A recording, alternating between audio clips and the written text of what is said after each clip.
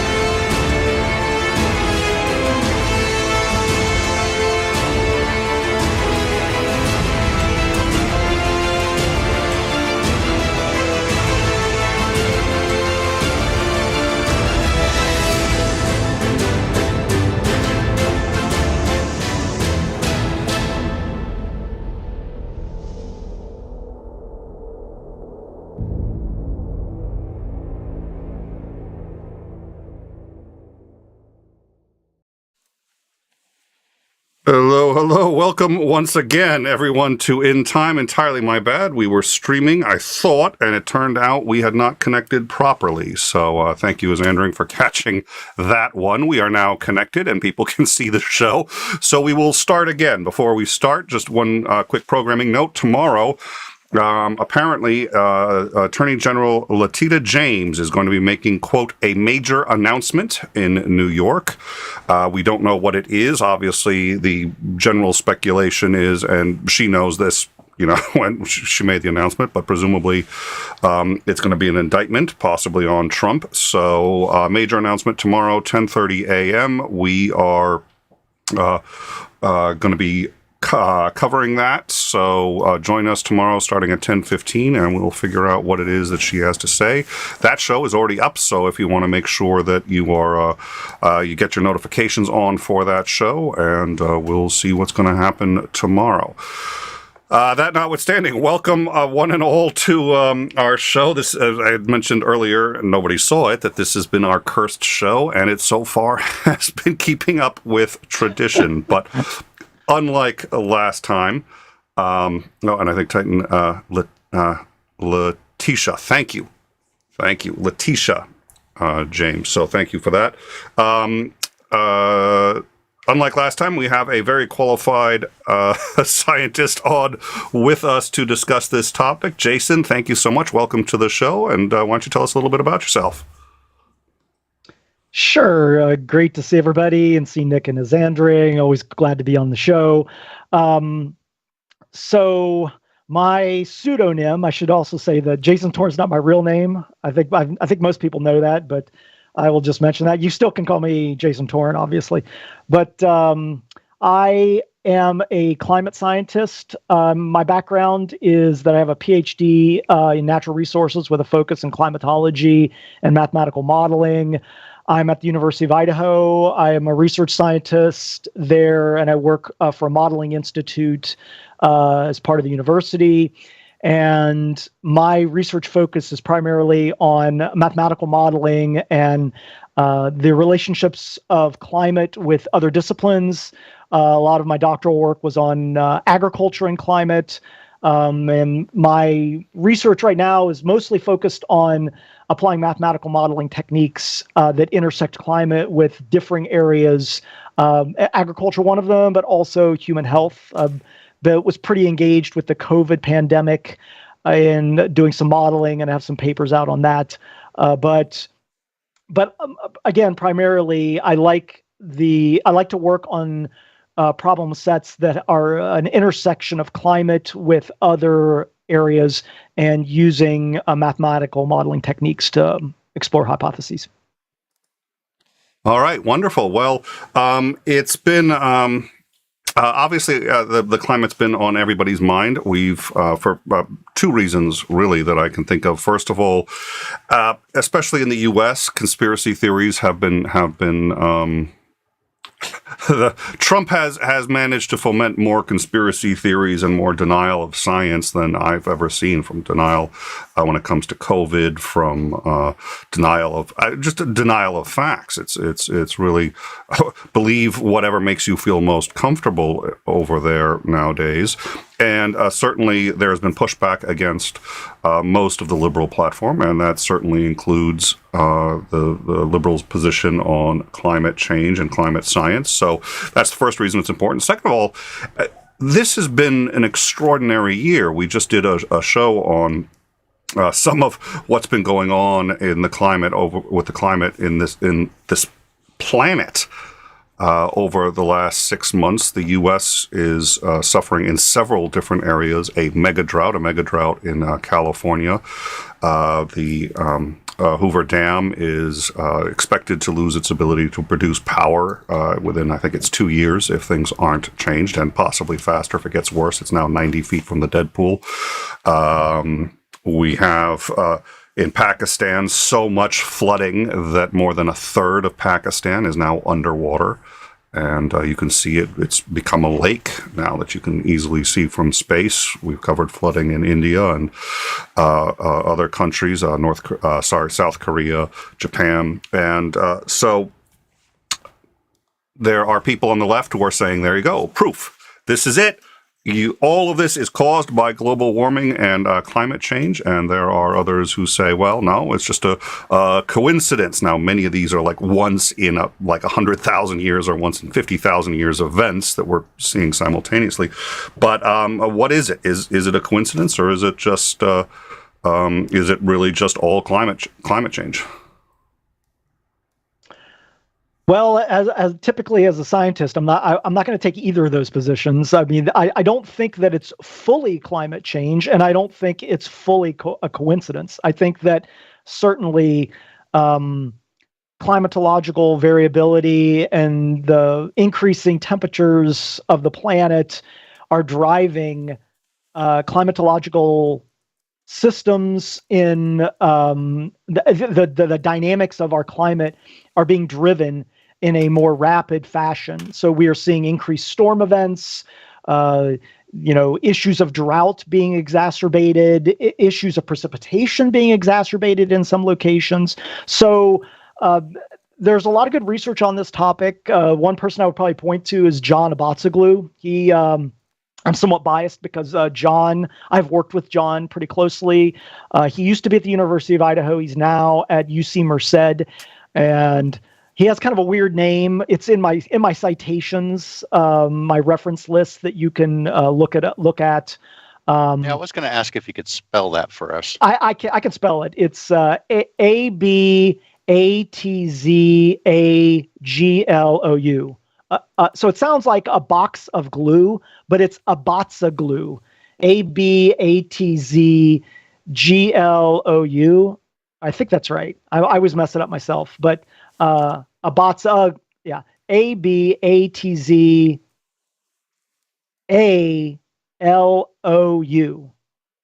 So I think that's right. You can, if I've got it wrong, he's like the first listing in my reference list. But the point is that John does a lot of work that relate to the Pacific Northwest and California with regards to water availability. And he works with a lot of folks in this area. Phil Mote from Oregon State, I should say, and a variety of other researchers. But they have studied these impacts of climate on drought, particularly in California.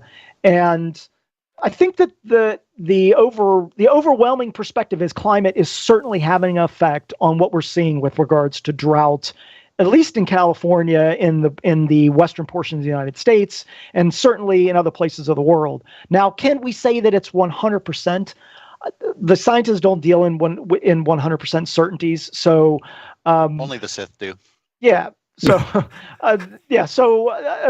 but the reality is, and without, I don't want to bog down the conversation immediately, but the point is that the issues of our seasons, water availability, increased temperatures which melt natural water storage and snowpack, like those shifts in our climatic systems are resulting in a depletion of our water availability, which really is a definition of drought. It's, exceeding the demand of water from the supply. So a drought has a lot of different definitions. There's agricultural drought, there's meteorological drought, there's economic drought. But the point is that certainly climatological effects are driving our climatic systems. And one of the impacts are things like increased drought activity. All right, remind me, I want to make sure before we end this, I want to ask you about the so-called Doomsday Glacier and what you can tell us about that, because that's been taken up a lot of. But before we get to that, the 𝗲𝗡𝐴 Glacier. Yes, sir. Sinister Porpoise, $5. I it's like aged wine, the jokes that only you have to know something about computers to get. Thank you for the super chat, Sinister. We really appreciate it. If you make a recursive call to the Trump indictment, you can enjoy it again. And again, and again, and again, at least until the computer runs out of memory. Thank you, Sinister, for your continued support. And I don't know how you come up with so many recursion jokes, but I was going to say you could just make the same one repeatedly, but they're actually different jokes. So it's thank you so much for your super chat and for your support. So you have a presentation, and what I thought would be good would be to cover sort of what we know and how we know it, and we'll start there. One of the reasons is we do have, especially for, I think most of our audience probably already leans towards or fully endorses the scientific views on climate change, but sometimes they're asked questions even about sort of the fundamentals that they have a hard time answering, or they try to, bluff their way through because they haven't really gotten into the details, or for people who are talking to someone and maybe wants to sort of explain what the basics are and how do we know it. So you have a presentation. And the link to that presentation is in the description, as is in the same link, a link to all the sources that you cite. So let's go bring that up here. And the basic question I think that we were going to start with was, all right, how do scientists know that there is global warming and that it's man-made? Okay. So I'm going to run through this presentation. I'm going to try to keep it to like 20 minutes, 25 minutes. I don't want to go too long because I want us to be able to have a decent time for a conversation. I do have a lot of material, but I'll try to be pretty succinct in it. What I thought I would start off with is essentially posing 5 questions that are the core questions I think they should just keep in mind in the discussion of climate change.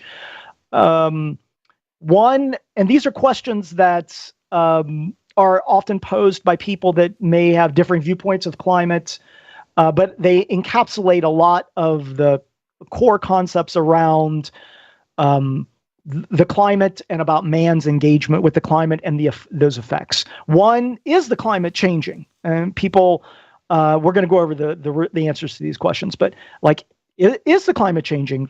I think many people will answer this question as yes, but the terms of that answer may be different depending on people's perspectives. Do people have anything to do with it? Oftentimes you'll hear the phrase anthropogenic climate change. It essentially means man-induced climate change, or that man is a driving force in what we're seeing in terms of climate change. So is the climate changing? Do people have anything to do with it? Is climate change bad? That's a question that is posed a lot by folks that, well, the climate has changed in the past for thousands of years. Is it actually a bad thing? If it's always changed and it will be changing, then isn't it that just a neutral question? Can we do anything about it? Is it possible that we can do anything about it? Is the aspects of climate change so overwhelming that we just can't do anything about it, that there are no steps to take? And then from a fifth perspective, is it actually worth doing anything about that? It may be happening, people may be engaged with it, it may be a bad thing, and we may be able to do something about it, but is it actually worth the effort to do that? And that can be a complicated question as well. I would propose that the answer to all these questions are yes, but we can talk in more detail about that. And as I go through this presentation, there's a bit.ly link at the bottom where you can get this presentation and you can get all the references that I'm citing in this paper. And it just takes you to a Google Drive and you can get access to that information. So I'll try to make this not so academic, but in the beginning portion, I'm just going to talk about some of the why and how, and then we're going to get to like questions that people pose around climate change that I think are relevant. So some of the main points I just wanted to cover: climate versus weather. I'll talk a little bit about that. Why are we concerned with understanding the climate? What is the value of understanding the physics and chemistry of climate change, which I think are valuable. We can make good arguments for that. What are the drivers of climate? What are the components of our Earth systems that result in the changing of our climate? I think that's important. What are the effects of the changing of a changing climate? That's kind of getting into, do we see increased sea level rise or the melting of glaciers or increased storm activity? What are those effects that we might see? And thinking about those in terms of what are the impacts on humanity, and how do we address those impacts? Should we address those impacts? Those are good questions that can't have differing answers. Are humans exacerbating climate change? That kind of goes to one of the other questions that I was talking about before. And is climate change a problem? Do we even care if the climate changes? Some of these are repetitive to those first 5 questions, but they're just kind of an elaboration in more detail. So what is climate? One of my advisors once had a very succinct statement that weather is what you get, climate is what you expect. So when people say, it's just the weather's always changing. Well, climate is the long-term accumulation of weather and the variability and anomalies and trends that we see over long periods of time. So weather and climate are certainly related, but really weather is about the here and now. Weather is short term. Now, some people will say that when does it become a climate analysis and not a weather analysis? And that it varies extensively. Some people will say when you go longer than 5 to 10 years, you're looking at a climate outlook.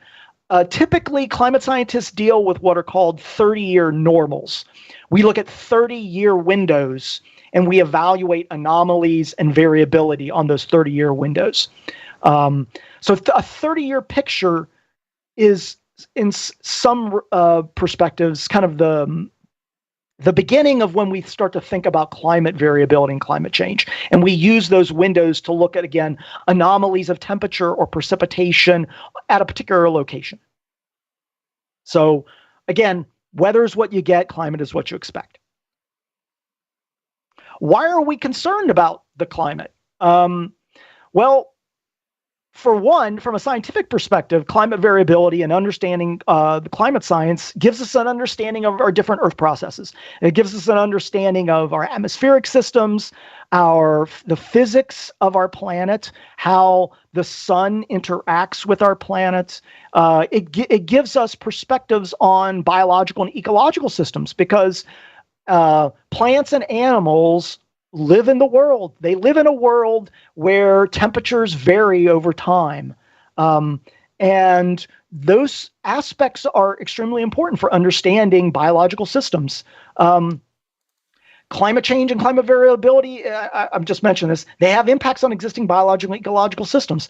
The more we understand, the more we can also evaluate and develop mitigation and adaptation methods with regards to climate change. So when we start to talk about anthropogenic climate change, understanding the core facets of why the climate increases from a physics standpoint, a chemical standpoint, an atmospheric standpoint, give us insights as to what we can actually do and whether we actually should do it.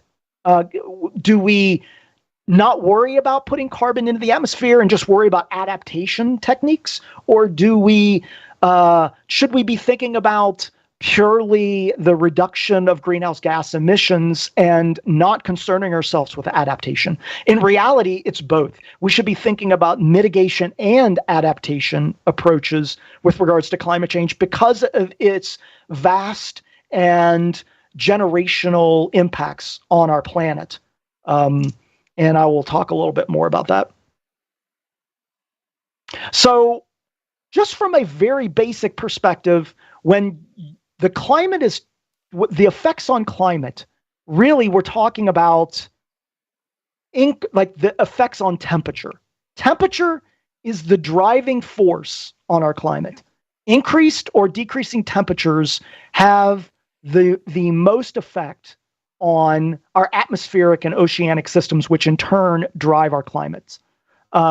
So increasing solar radiation or increasing greenhouse gases or increasing the albedo or reflectivity, all of those components result in changes in the temperature that is retained by the planet. So again, as I just mentioned, the sun, solar radiation, how much of that gets reflected off the planet, and what's the atmospheric makeup are the three factors that drive, the primary factors that drive the increased or decreased temperatures on the planet, that drive our climatic systems. And there are other things that peripherally revolve around those, but in reality, those are the three things. And of those three things, really, the sun is where we're getting all our energy. So solar radiation is really where it all starts. The amount of sunlight that our planet receives. The greenhouse gas emissions and the albedo are just derivations of the effects of the sun. Now, if we broke it out into even more areas, and I'm not going to talk about all these areas, but I'm just going to give you a flavor for this, that there are a number of systems that affect the climate that are derivative of those three components. And in the middle is this the energy balance of the planet. And I'm going to show a slide that describes the energy balance. But the energy balance is essentially the physics behind how radiation is absorbed by the planet, or how radiation comes from the sun, hits the planet, is absorbed in some capacity, and results in generating heat in our atmosphere.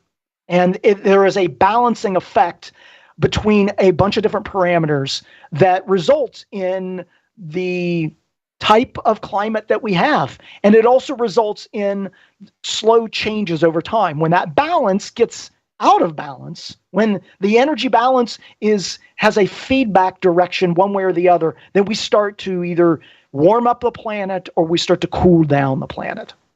All around that are derivative aspects, orbital cycling. So you've probably heard people talk about 𝗦𝗫𝐿 cycles. That's the elliptical nature of our orbit. Is the orbit like the orbit over 100,000 years changes? It goes from very elliptical to not quite as elliptical, and that makes the Earth a little bit closer to the sun. The tilt of the Earth and the wobble of where the North Pole is, those change over thousands of years, 40,000 and 20,000 year cycles. Those result in the planet getting more or less sun. And that can be a driving effect on climate. It's a minimal effect, but it can be a driving effect. I'll see if I can run through these without too much elaborating too much. The 3-cell Earth model. So it's essentially our atmospheric system model that can be broken up into the tropical, the mid-latitudes, and the polar regions, and how those interact. Isotopic analysis, understanding geochemical processes which allow us to understand what temperatures were in the past. The water balance and drought. There is a delicate balance between the temperature of the planet and how much water is in the atmosphere. And this has a lot to do with things like evapotranspiration, the amount of water that is evaporated or transpired from plants. And that has an effect on cooling, so-called latent heat. And these parameters affect how agricultural systems work. They affect how vegetation is working in our systems. And it also affects how much temperature is being retained in the Earth system. Tectonic changes. Volcanism adds CO2 to the atmosphere. In the past, when tectonic activity was greater and seafloor spreading was greater, it was creating more heat. So tectonic activity can heat up the planet. Oceanic and atmospheric teleconnections, things like the jet stream or the El Nino Southern Oscillation or the Arctic Oscillation. These are teleconnections. They are the result of heat movements on the planet that create atmospheric systems all over our planet. Those can affect things like droughts and things like monsoonal activity. Again, all driven by temperature gradients and temperature variations on the planet, which is driven by the energy balance. I'm going to stop there with those items, but the point is that you can see there are a variety of systems that all surround these issues of the energy balance, solar radiation being received, how much is being reflected, and how much is being retained based on greenhouse gas emissions in the atmosphere. Okay, I'm not going to spend a huge amount of time on this, but I just want to show you, this is an example of when people say the greenhouse effect, or why we call them greenhouse gases. I want to just give you this perspective because I think that in understanding this, you'll be like, aha, now I understand this. So in a 1-minute spiel, here's what happens. Solar radiation comes from the sun, and that radiation is oftentimes referred to as shortwave radiation, SW. It's called shortwave radiation because there is an inverse relationship between the wavelength of light and the amount of energy that it has. The shorter the wavelength, the more energy.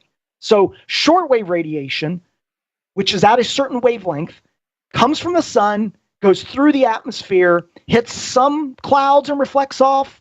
Some of the clouds absorb that heat. Some of it actually makes it to the planet. Okay, when it makes it to the planet, that energy is absorbed.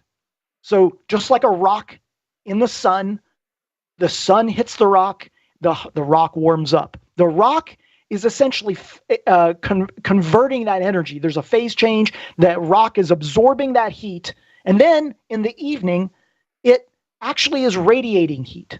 It's giving off that energy.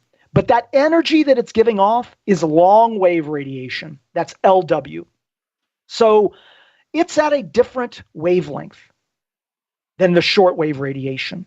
So what ends up happening, shortwave radiation comes in, some of it bounces out, and then it's absorbed. Long wave radiation is then given off. But the thing is that here's the trick. It's not a trick, but here's the catch. The long wave radiation is at the same wavelength as greenhouse gases. Greenhouse gases, the molecules are at the same wavelength as this long wave radiation, which results in when more greenhouse gases are in our atmosphere, they absorb some of that long wave radiation.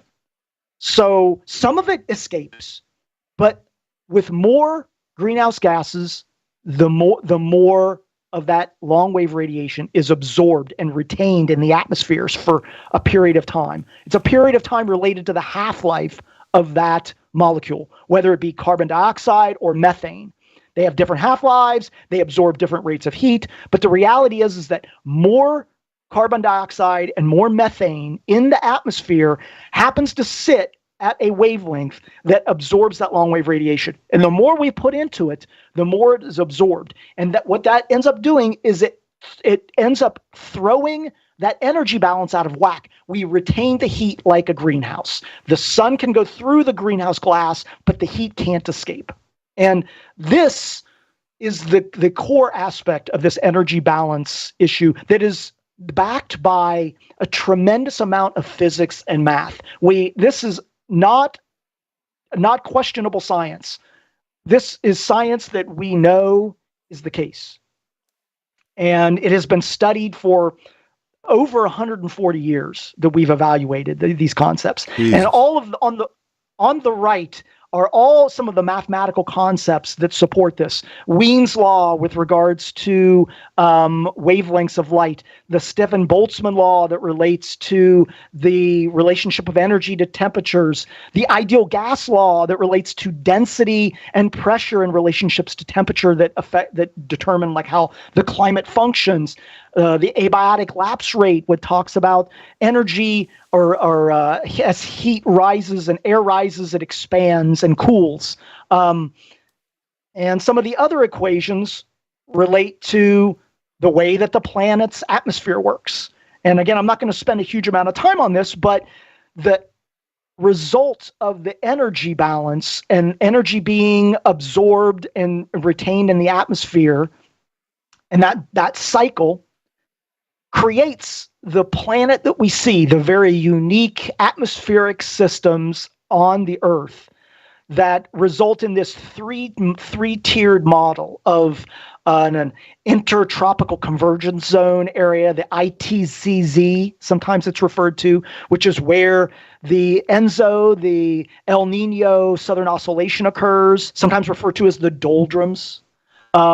The mid-latitudes where we get westerlies, and the polar cell regions where we get the Arctic oscillation aspects. So the heat that the sun generates ends up being constantly transferred from warm places to cool places on the Earth, from the equator to the North Pole. That's those little circular things that you see going up to the North Pole. That energy is constantly being cycled. The Earth is constantly trying to balance itself. It's trying to take the warm air to where the cold locations are. It's trying to balance things out. The more we heat up the planet, the more those efforts of moving energy, that gradient, is greater and greater, and that increases everything that you see here.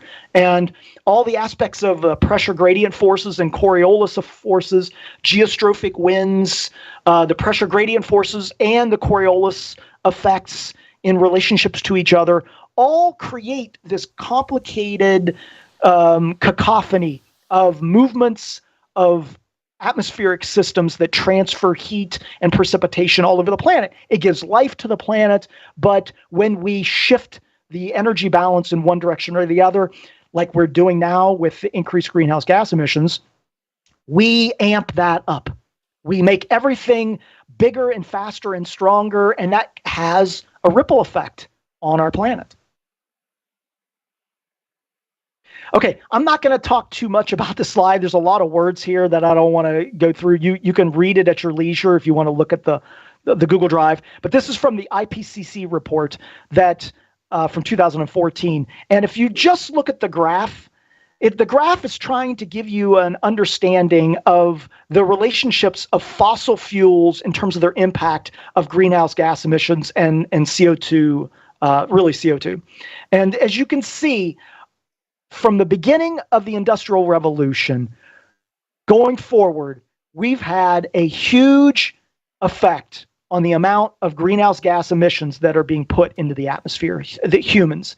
This is and I'm not showing it all the way back. I can, back to 800,000 years, but the reality is, if you've ever heard anybody say the hockey stick, the climate hockey stick that Professor Michael Mann wrote about in the early 90s, this is it. This is the hockey stick at the end of the curve where, you go back into time and we see a somewhat progressive increase or decrease of CO2 emissions until we finally get to the Industrial Revolution, where we find a huge uptick.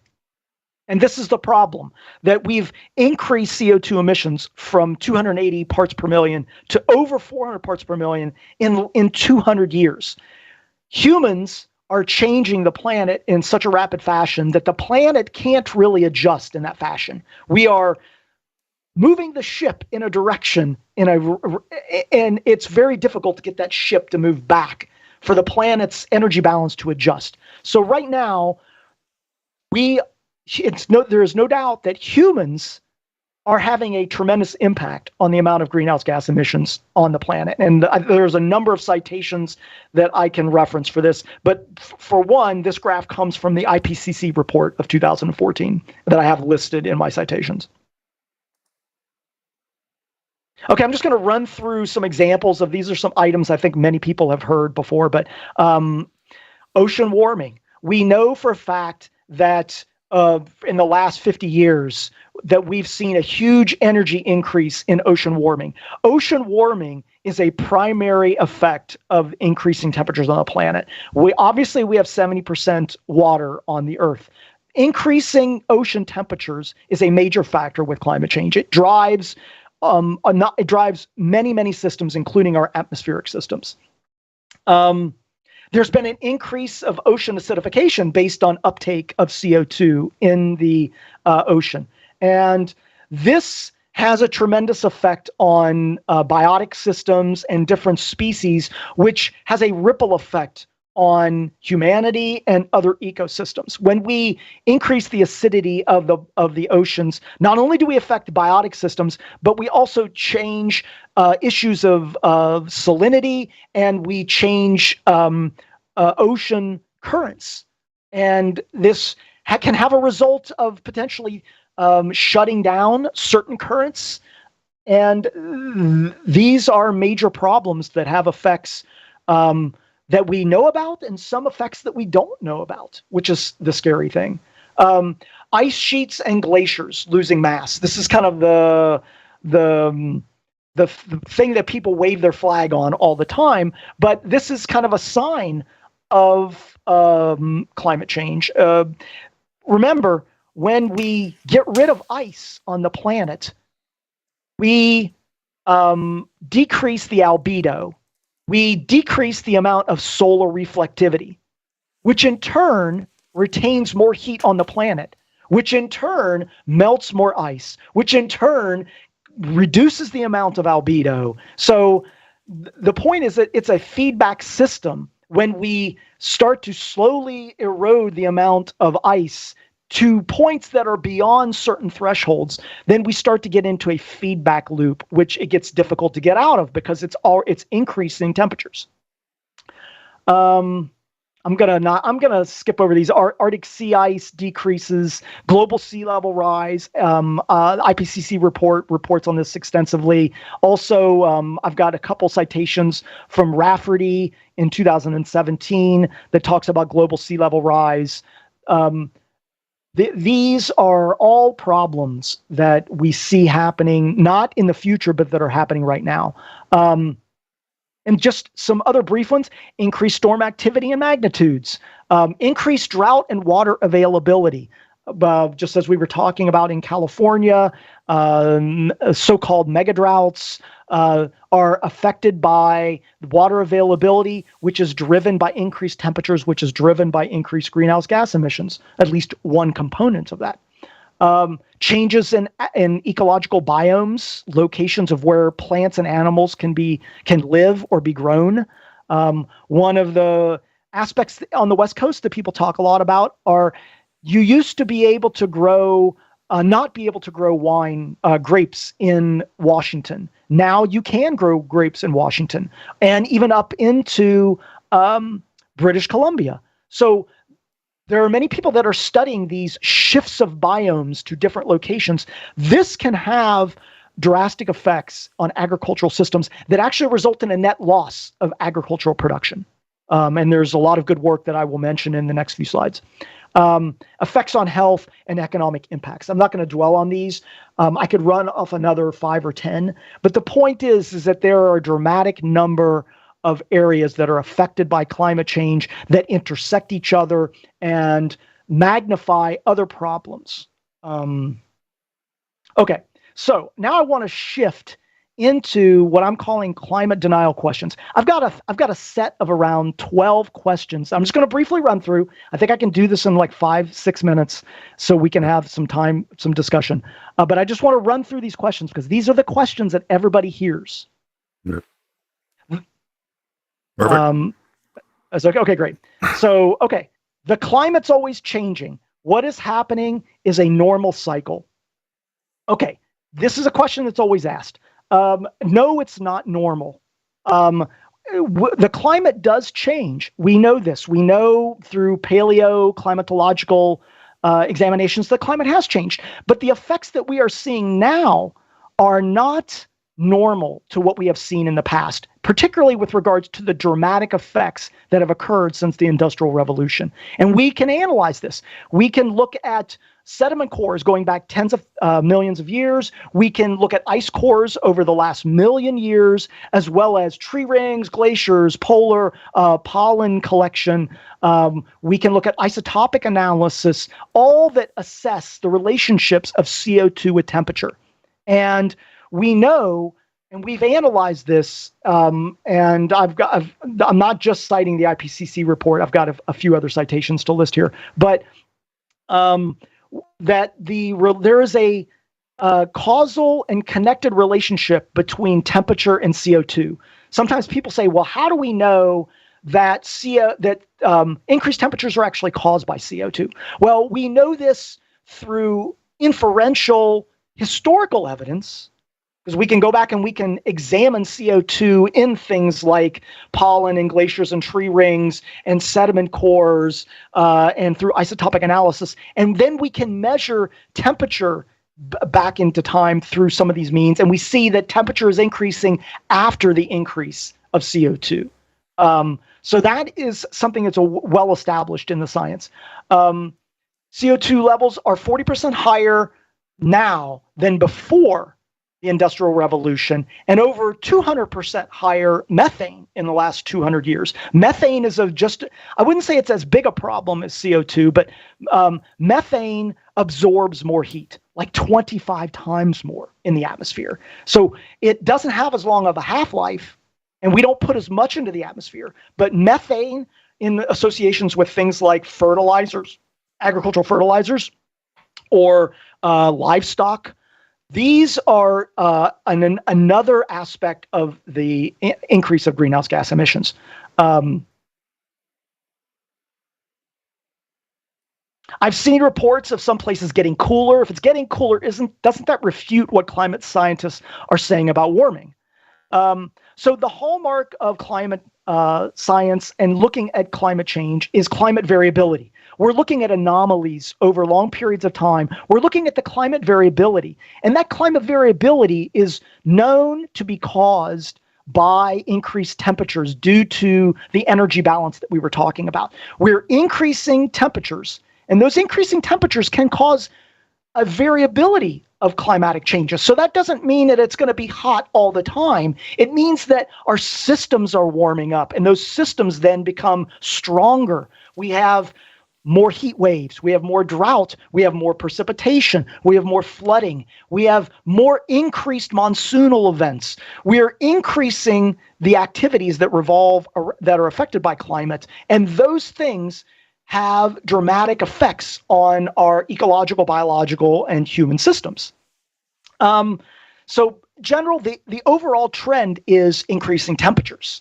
And mentioning here other factors that can come into play with this, like orbital cycling, chemical weathering, volcanism, sunspot activity. These things, remember, we're looking at all of them in combination: the amount of greenhouse gases in the atmosphere, the current cycles of our orbit, the amount of chemical weathering and volcanism that's going on, things of that nature. And we look at all those patterns together. These all get input into our climate models.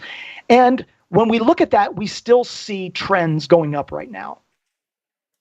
Those things can have an offsetting effect, but the reality is that the greenhouse gases right now are the largest driver of increased temperatures. CO2 was higher in the past, so what if it's going up now? We hear this all the time, and yes, CO2 was higher in the past. We know this, up around 800 million parts per million, but the point is that at that time, temperatures were higher, global systems were different. So we had continental locations were different, which had an effect of heat retainment due to continental versus oceanic systems. Tectonic activity was greater. There was less ice cover, so less albedo. There were more vegetation on the planet. So it was a different world. And so unless we want to actually go back to that kind of world that had mass extinctions because species couldn't survive, different types of ecological and biological systems, and a dramatic change of human systems, then we need to come up with ways of mitigating and adapting to climate change. And if we don't do that, then we're heading towards a period over the next 100 or 200 years where we're going to get up to 600, 700, 800 parts per million, based on whether it's like like the representative concentration pathway 8.5, the highest model estimate, which has got us, really jacking up the CO2, or a 4.5, which is a more moderate increase. Increased temperatures are a minor blip. Going up 1 or 2 degrees isn't a big deal. So similar to the past answer, minor changes in temperatures can have dramatic effects on our climate, our systems. And it's not just a matter of, it's just going to get warmer. That's not a big deal. That these slight temperature increases have dramatic effects over time on biological and ecological systems. And once those changes start moving in a certain direction, they become very difficult to reverse. Which leads to other questions around, should we even do anything? But the point is that it's a generational problem that we have to address. CO2 is natural. It's good for plants. Why are we worried about this? CO2 is good for agriculture, but there's been a lot of research, like by David Labelle at Stanford, Schlenker and Roberts. I've got a citation for them in my work. My citations list, that indicate that it's a net loss for agriculture over time. Over the next 50 years, we're going to see a net loss of agricultural production if we continue along the pathway that we are on right now. Also, Phil Mote, I mentioned before, from Oregon State University, has done a lot of work in snowpack and natural water storage. So it also shifts the amount of water that is melting earlier in the year. So when we get to the season when the plants actually need it for agriculture, there's no water available, no natural water available, and they shrivel up and die. So we're not only just changing systems in the effect of increasing temperatures, but we're shifting the time periods when growing seasons can occur. And that has a dramatic effect on where we grow things and how we grow things. And you can imagine that has an effect on feeding humanity. Climate change is something pushed by liberals to promote their agenda. Okay, I agree. Politics is a complicated subject. However, scientific method and peer review are mainstays. We have a huge amount of research that is evaluated through anonymous peer review, and the consensus is climate change is occurring. It's being exacerbated by humans, having a negative effect, and we're seeing those impacts today. I'm going to skip over some of these last ones based on the time. Right. Scientists and peer review processes are corrupt, kind of a similar response to that. Scientists just want objectivity. We want to know the most true things as possible. Even if climate change is occurring, who says it's due to man? We have a huge amount of evidence that CO2 in the last 250 years have increased tremendously. We know through inferential and physical means that man is a large contributor of that. Other countries like China produce more CO2. Why do we care? Okay, that's a big problem. I agree. That doesn't mean that we shouldn't be actually taking into consideration adaptation and mitigation issues. And if we do that, it may be that countries like China will come along. Isn't it hypocritical to tell developing countries not to use fossil fuels? It may be hypocritical, but ultimately it affects them just as well.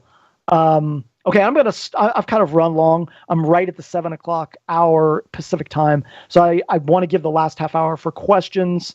So I'm going to skip through the last couple of these. You can look at this on your own. There's some questions about, did they fake the data? They didn't fake the data. Again, we've got the links. So there's a single link down at the bottom, a bit.ly link, and that link will take you to the citations and to this entire presentation. Right.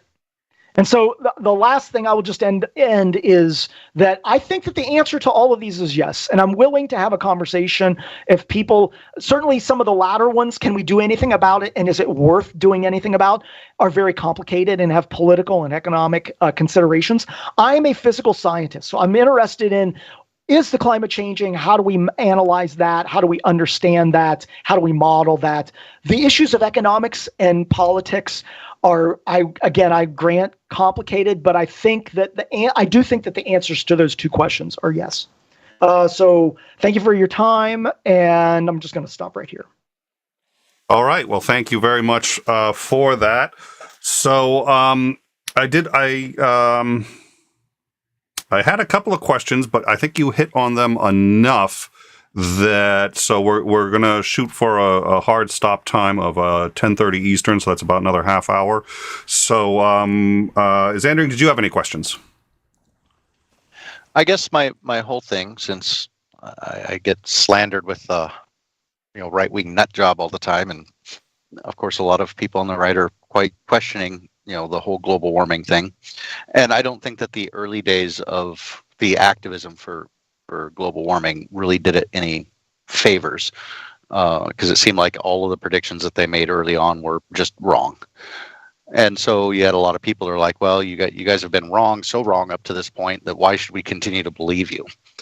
And I'm willing to, going through watching all this, it's like, okay, I'm willing to grant all of your premises. I'm willing to say, yeah, you probably know exactly what you're talking about. You definitely know a hell of a lot more than I know.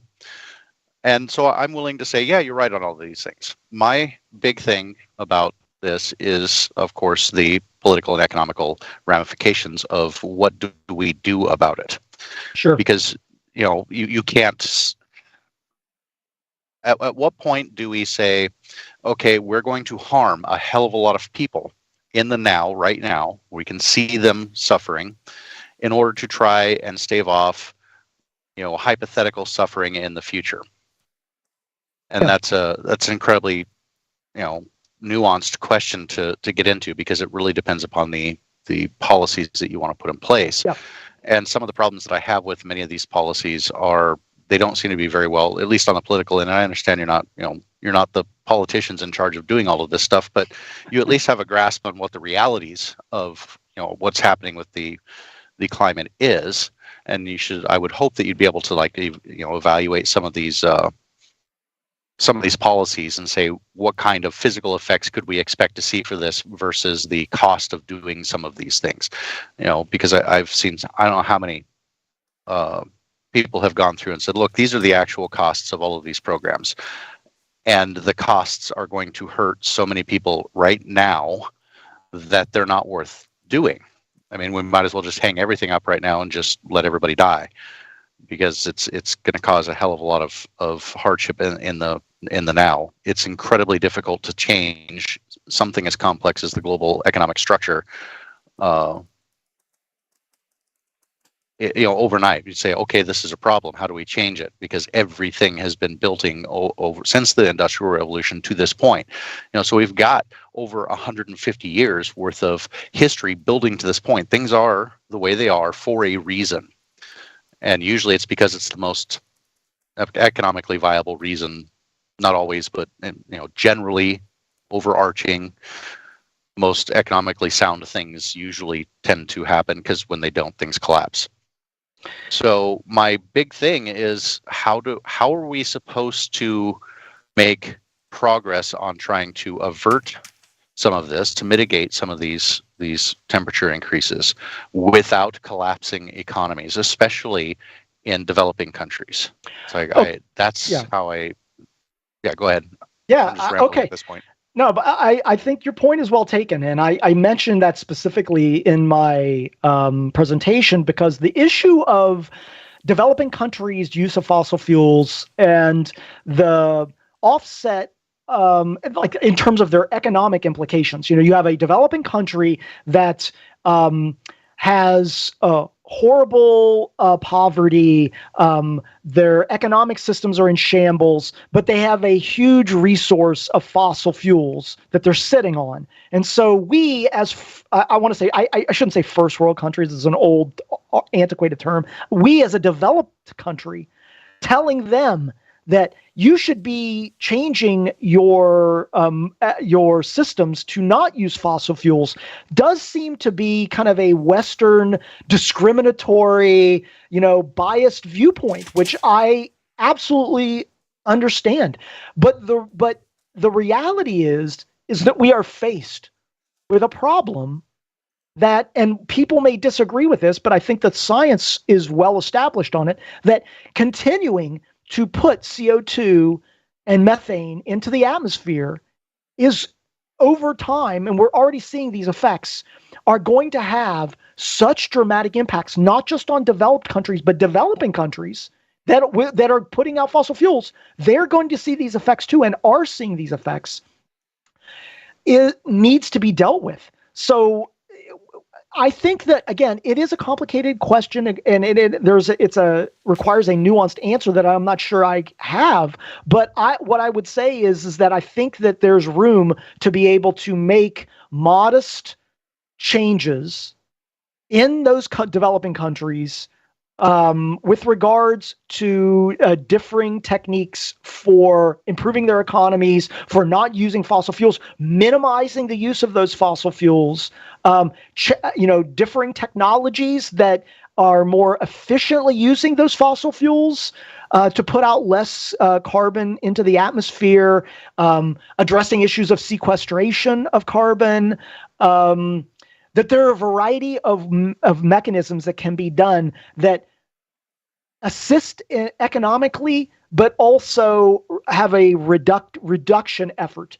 And I also would say that, the issues of larger countries like China, like India, that are producing a lot, that are slowly really producing a lot of CO2, that coming up with ways of encouraging and enticing them to address those issues, that it's in their best interests to address those issues, similar to folks like Exxon. Exxon is in their best interests to, even though they're a fossil fuel company, they have recognized that fossil fuels is detrimental to the planet. Now they've got their problems. They're a fossil fuel company, but if a fossil fuel company can recognize that global climate change is occurring, is having an effect on the planet, then I think China and India can be convinced of that too. So long and short of it is, I think that we can have our cake and eat it too, but it requires political leadership and economic leadership. And again, I'm not necessarily sure that exists.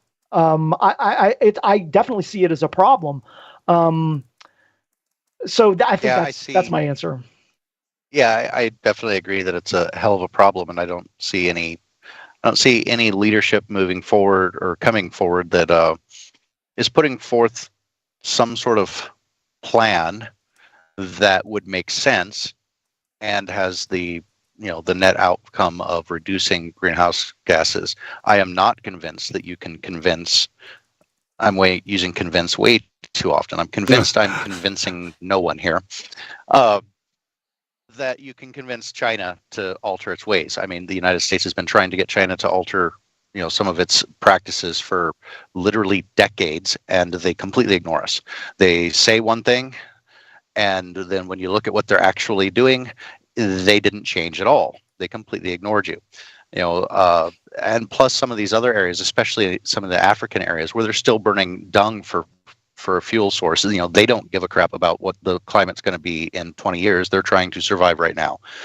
And one of the solutions that I've always liked and I thought would be beneficial, I hate to say solutions, one of the mitigating factors, I guess, that you could do is to try and raise the rest of the world out of poverty, because it turns out, once people start getting a little more wealthy, they actually start caring about the environment more. Unfortunately, we don't have any ways of doing that without expending large amounts of energy. And, if we're not willing to look at things like nuclear energy, which I think is actually a pretty damn good solution to some of our problems, which is one of the reasons why many activists I find disingenuous, climate activists find disingenuous, because I'm like, okay, we should be building nuclear power plants, especially smaller scale, the very newest nuclear technology that we have. We should be doing that, and we should be putting these plans forward, because these things take quite a lot of time to develop and manufacture and then erect and get online and producing energy. But then they're like, oh no, well, we can't do that. It's like, well, what do you mean we can't do that? That seems like a very good solution to a lot of serious problems. So when I go through and I look at all these people arguing back and forth, and I see it dividing people more than people coming together and saying, hey, here's at least some base level of things that we can do to try and shift ourselves to a cleaner and less damaging energy system, because we're always going to need energy. The more people, the more energy. So our energy needs are continuing to rise, and they're not going down. So we need to figure out how to continue to supply that energy. And I just don't see any kind of cooperation coming together. All I see is, and maybe I'm not seeing the whole picture. It's like I'm not talking to you every day, seeing how things are going in your end of the world, or your end of the problem. So maybe I'm missing it. But from at least my impressions of all I see politically and economically, this isn't working. We can't seem to come to a consensus. Nobody seems to have good ideas for how to not only maintain our energy levels, maintain the kind of economic structures that we have. Granted, maybe some of those really need to change, but we're not going to be able to change them in a decade. At least not without severely disrupting the system. And anytime you severely disrupt systems that have been established for quite some time, it causes quite a lot of pain and hardship.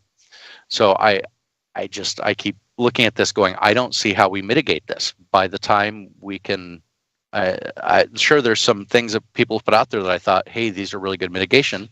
Dr. 𝗦𝗆 came on, and I thought his idea about, or in some of the research into producing, biodiesel out of algae, where you're at least taking the carbon, instead of pulling carbon out of the ground, you're pulling it out of the air. And it's like you're not really reducing it, but you're not expanding the amount of carbon being spewed into the air. You have to pull it out and you put it in the diesel. Diesel is then burned and put back in the atmosphere. At least that's an improvement over what's happening now. And it's like why was the first time I ever heard about this with him? I just don't see how. We're very bad at mitigating things, and a hell of a lot better at adapting to them. So I guess I'm wondering, do you see anybody? Do you see any way forward that we're actually going to mitigate any of this, or is this just going to be something that we're going to have to adapt to, and whether we like it or not? That's several questions. So let me try to maybe break that down into several questions. You didn't answer, because we ran low on time. You didn't answer. Can we fix this? So what can we do that's practical? Is there anything that we can do right now that's practical that looks like is going to change it? And I've heard talk that we're already sort of past the tipping point, and there's already going to be major consequences. If that's the case, what can we really do in light of that? Those I think is that roughly it? Oh yeah, what kinds of things can we actually do, and do you think we'll actually do them?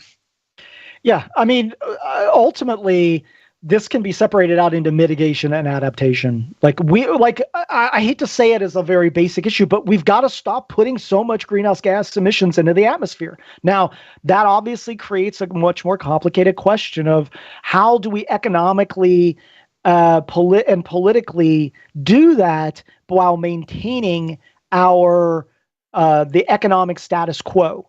And I've said this before to other folks, and some people disagree with me, but here's what I've said, that there's never going to be anything cheaper than going out, digging something up out of the ground and burning it. Like, if I'm going to go out and dig something up and burn it for some energy, like, it's going to be very difficult to come up with more effective technologies that are cheaper than that. So now that doesn't mean it's not possible. There may be aspects of like hydrogen ionization.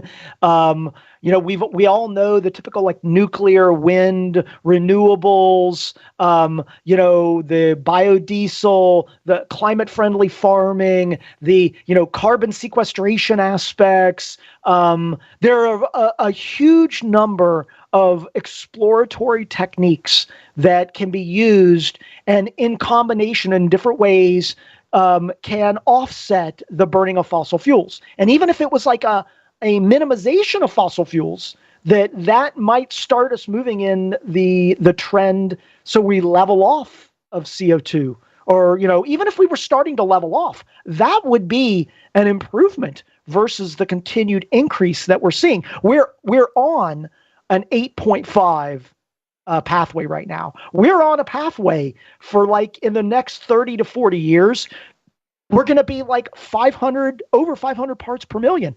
And in those situations, we're going to see economic effects due to droughts, agricultural loss, storm activity, biodiversity loss, fisheries losses, health implications that are in, I mean, I don't even want to try to put a figure on the cost of those. So we're either going to pay now or pay later. And so when people are like, we can't economically cope with those changes, I would say, well, what happens when the climate changes to a point where we've got billions and billions of dollars and trillions of dollars being spent on recovering from these types of effects? How are we going to address that? Now, the answer somebody would say is, we don't know that's going to happen. Here's my thing on that, and you brought up a really good point. It's like, look, we're either going to pay now or we're going to pay later. And there have been multiple examples where that has been the case. We're either going to pay now or we're going to pay later. And we have shown time and time and time again, with rare exceptions, that we will always try and pay later rather than paying now. We'll ride this all the way until it can't be ridden anymore, and then we'll figure out, like I said, we're really good at trying to adapt and really bad at coming up with mitigation strategies. And we're doing this in multiple arenas today, things that are mathematically unsustainable. We know that they are, and yet we're still doing them. And usually because people care more about the now than they do about, 10 years from now. And then it's like, well, we'll just figure it out. I mean, this is the entire reason that things like pawn shops and payday loans exist. It's like, we're really, really bad at this. If you could wave your wand, what policy would you like to see implemented, like, say, right now, that we're not doing, that could be very easily done to help mitigate?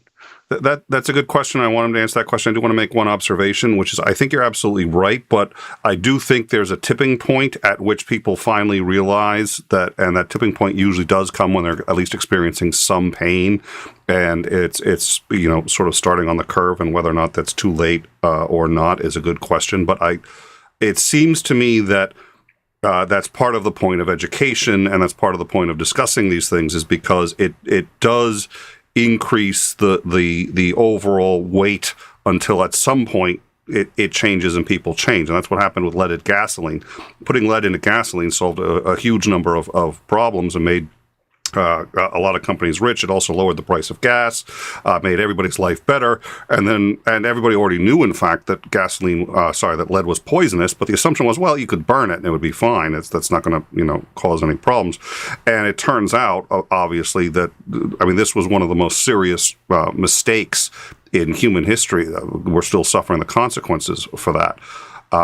It took it was a lot of very hard work to get people to recognize that gasoline had to be unleaded. and they figured that out. Well, they accepted it much later than they should have. Same thing with tobacco and the hazards of tobacco. We already kind of knew, and we still should be doing more than we are. But it takes a tremendous amount of pressure from a very long time. But I think ultimately you'll get it done sooner than doing nothing and waiting for absolute catastrophe. Anyway, that's my view. We do have a $2 super chat, Sinister Porpoise. You should do a show on techno fundamentalism. I think that's a great idea. We should absolutely do that. I'd write it down, but then if I don't write down where I wrote it down, I'm not going to find it. So hit me up on the Discord and remind me about that, because I think that's a great idea. So the question... Are you making recursion jokes? I need to write down where I wrote it down. I actually wasn't, but that's a really good. So that's a really good. Yes, actually, I did that totally on purpose. I'm that clever. Okay. So I was just wondering. That was a nice catch. So, Jason, I think the question was if you could wave your magic wand, and then I want to ask at least one more question, and then I think we'll wrap it up because we're gonna hit our hard stop in about 10 minutes. So, if you could wave your magic wand, what would you do to fix the climate? Okay, that's a really good question. Can I have two?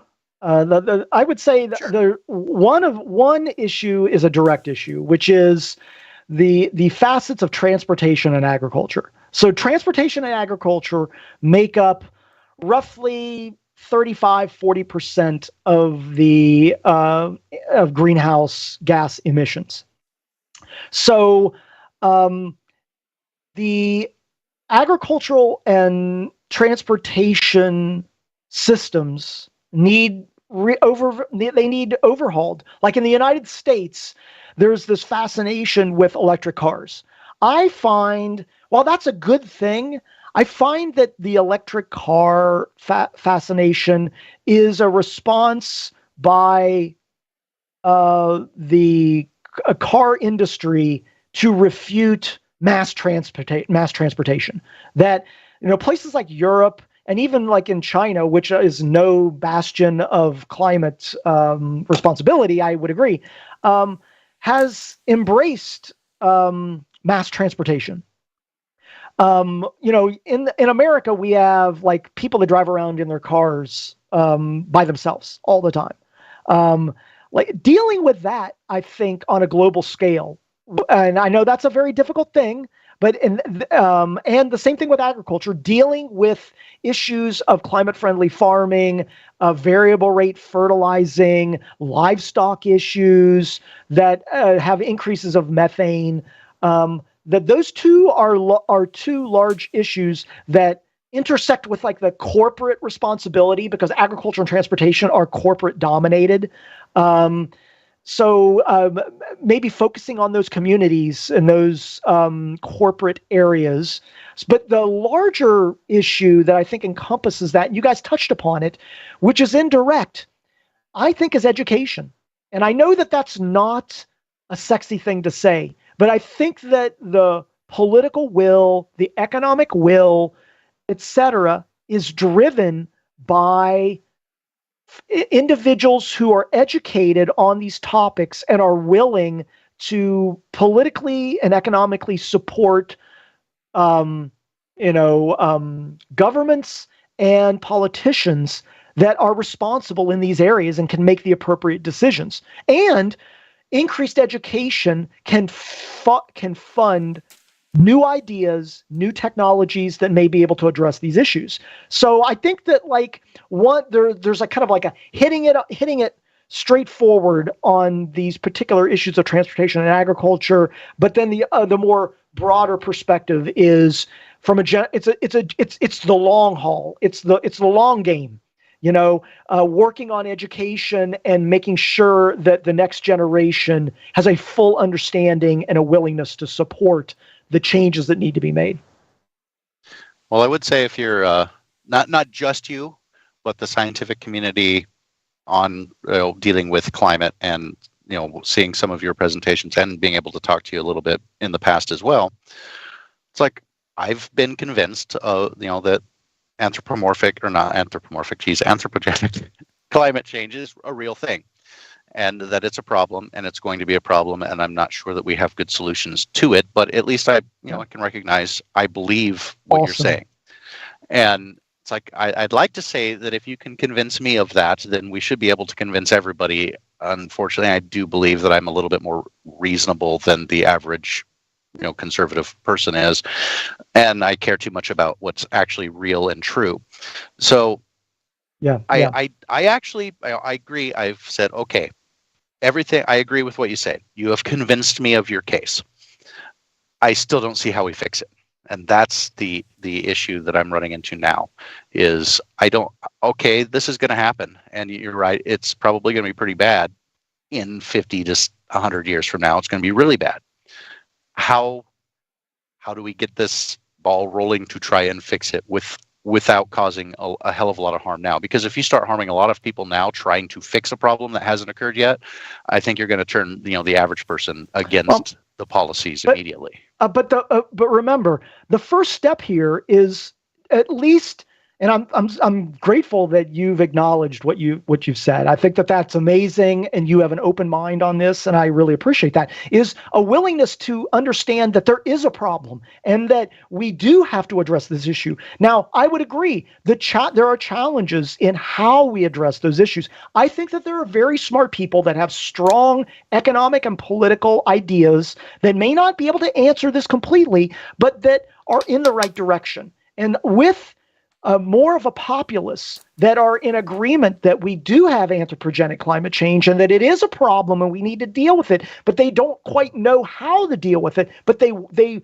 are willing to work with their politicians and their economic leaders to think of ways to do that, is a step in the right direction. And I think it's a step that we haven't necessarily taken fully in the United States. And I think it has been taken in other places like Europe. But again, like in China and India, I don't think it has been taken. And so that we have to make that first step. And I'm very appreciative that you're willing to listen to what I had to say. So I really appreciate that. All right, since we're coming up on to listen. Yeah, I will attest to that. He's always very open-minded and genuinely a good guy. So what I'm going to do, since we're coming up on a hard stop here, I would like to ask one final question because it's been in the news a lot recently. What is the Doomsday Glacier? Why is it called that? And why are people talking about it right now? Yeah, the Doomsday Glacier is the 𝗲𝐴𝐻 Glacier in Antarctica. And so the 𝗲𝐴𝐻 Glacier is a huge glacier, roughly around the size of Florida, that has been seen as a tipping point with regards to increased sea level rise and the associations with climate change. The 𝗲𝐴𝐻 Glacier is kind of like the canary in the coal mine, that it has been studied a lot, and there's been a recent paper that just came out that explored melting at the base of a 𝗲𝐴𝐻 Glacier, and that they did a lot of research, which included remote sensing work, as also ice cores and sending drone or like I guess submersible drones down to explore like the amount of melting, etc. And what they're discovering is that they're seeing a huge amount of the glacier being melted at its very base. And so the reason that this is important is because once the 𝗲𝐴𝐻 Glacier it melts beyond the edge of the land surface out. So it's out over the top of the ocean right now. Once it melts back along the base and it starts to melt underneath the base on the surface, that it creates a ripple effect where there's a potential for the entire glacier to melt away. And if the entire glacier were to melt, there's estimates that it would increase sea level rise somewhere up to like 10, 12 feet globally. So this would be a disaster if this happens. Now, the research is suggesting that now this situation could occur on an annual basis. Like in any one of these years, the 𝗲𝐴𝐻 Glacier could go away, which would have a dramatic effect on sea level rise and changes in what we see. I think I'm right about the 10 to 12 feet rise. I'm pretty sure that that's correct. So again, this is why it's called the Doomsday Glacier, because if it were to melt, it would have a severe ramification on increased sea level rise. And you can only imagine if you can go to the NOAA site and they have like a sea level tracker, and you could be like, increase the sea level by 10 feet. Yeah, and you'll you see where the places are flooded. It's not pretty. Half of New York goes away. Half of Manhattan Island just gone. Yeah. So imagine what the economic implications would be of that. Now, somebody might say, well, there's nothing we can do about it. But the reality is that what we're seeing with increased greenhouse gas emissions and the increased temperatures are the cause of potential Thwaites glacier going away. It is only an example of what's to come if we do not address these issues. So it's not like, well, the Thwaites Glacier has melted, we're fucked now, so who cares about the increased temperatures? Well, there's more to come. There are more problems to come. So anyways, that in a summary, that's the issue with the Thwaites Glacier. And let's hope that that doesn't happen. Let's hope that doesn't happen. Well, and every problem. I guess my biggest hope. Every problem ends up not being solvable until enough people come together to solve it, and that takes time. Yes, says Andrew, and then we'll wrap it up. I guess my final thought on the thing on it is this is going to sound cruel to some people, but we're going to need to have something, preferably not as dramatic as that glacier completely going away, but we're going to need to have some sort of event similar to that will wake people up or convince them, hey, this is a serious problem that we need to take care of because it's going to have immediate consequences to us, and hope that it's small enough that it doesn't devastate entire countries, but large enough that it will really light a fire under people's asses to start coming up with solutions that will actually work. Yeah, I just looked it up. The Thwaites estimates it's between 3 and 10 feet. All right. That's the change. Yep. All right. Well, Jason, thank you so much. I'm glad we were finally able to do this. I was hitting you up on Discord and you were just ignoring me. And I'm just like, hey, dude, come on for like months. And I was just like, you know what? Fine. Fuck it. I don't like you either. And then you're like, one day you log in, you're like, oh yeah, I check my Discord once every 6 months. I was like, I retract my former indignation. Sorry. Are you still free? It's my fault, man. I have a Discord. I used to go on Discord a lot more, but I have stopped doing it since Clubhouse has become like the thing. So I'm never on Discord. I have your number now. I can just hit you up on Messenger.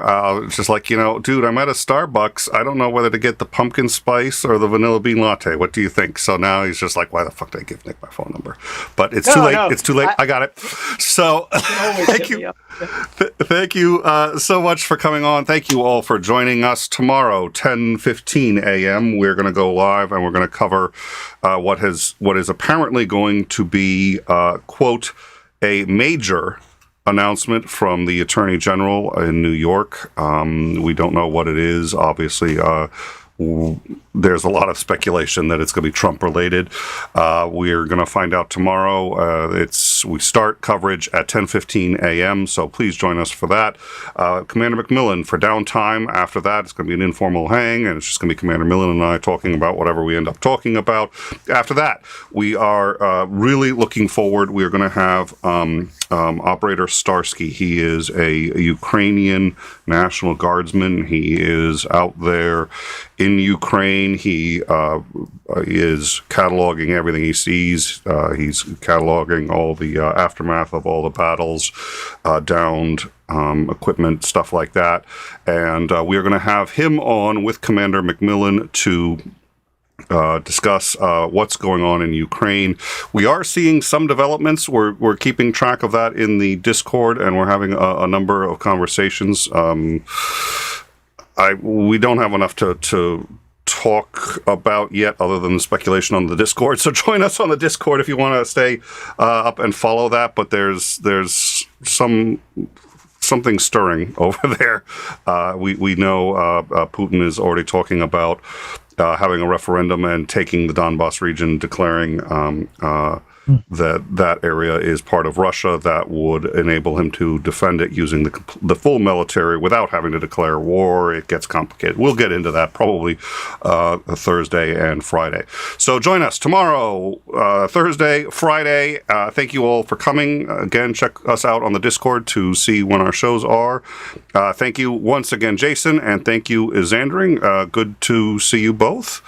And Jason, any last? We have a link to your channel down at the bottom, but you just want to quickly, do you want to plug that or anything else before we go?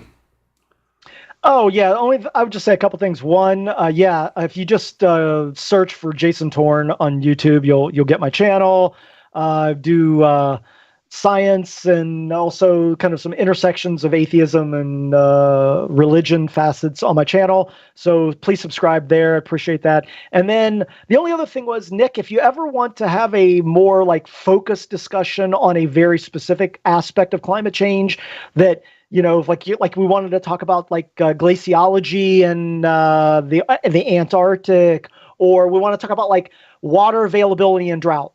I'm happy to talk about that. It gives us like a little bit more time, and we can zero directly in on like, why do droughts occur? Like what is water availability? Why do we care about those things? I'd be happy to do that. That would be marvelous. I think we will absolutely be taking you up on that. I have you now, and it's recorded. So now I have the evidence. You have agreed to it. So marvelous. We'll be hitting you up. Thank you once again. And we will see you all tomorrow morning, 10:15, bright and early. See you all then. Good night all.